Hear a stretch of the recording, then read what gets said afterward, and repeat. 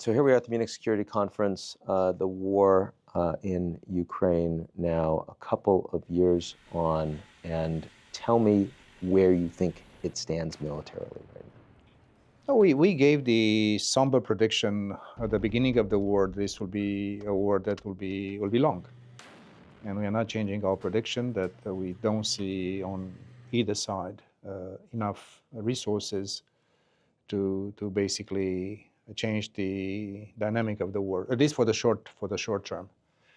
I think we've also made in strategic communication a little bit of over-optimism, those before the counteroffensive, and now I think there is a little bit of over-pessimism. I think that the truth is somewhere in between. You see the Russians becoming more dynamic on the front line. You see the Ukrainians doing massive, in the Black Sea, you mean? Yeah, taking out a lot of the fleet, actually. Yeah. So there are things that I think we should take them at face value and don't rush into conclusions. But it's clear that this will be prolonged.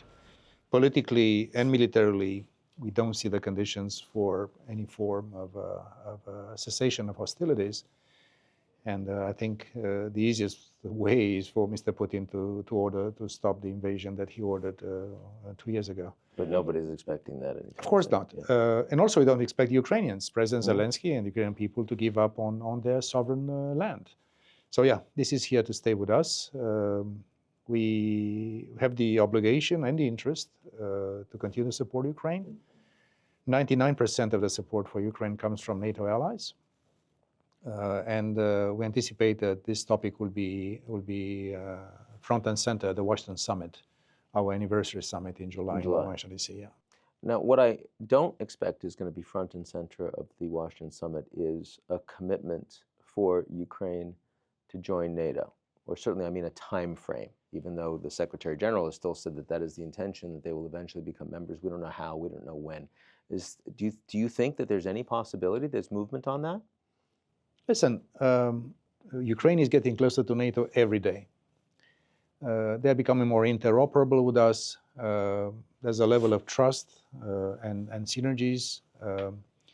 And I do not anticipate a firm commitment in terms of a date in Washington to be announced.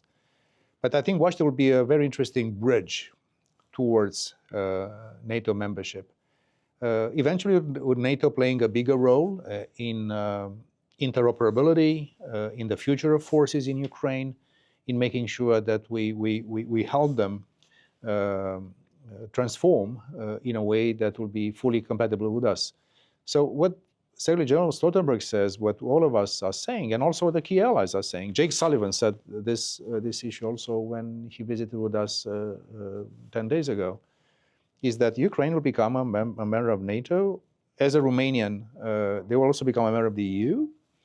The obligation we have now is to continue to help them prevail in this war, because in the end, if they don't prevail, there's no NATO, there's no EU.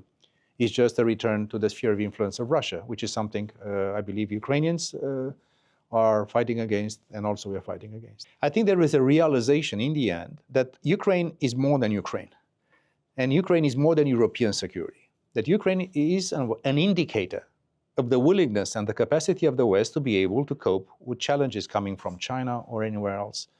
And if you see also from an American perspective, which is a global superpower, that you see Russia, China, North Korea, and Iran ganging up, you start seeing a world that you need your allies.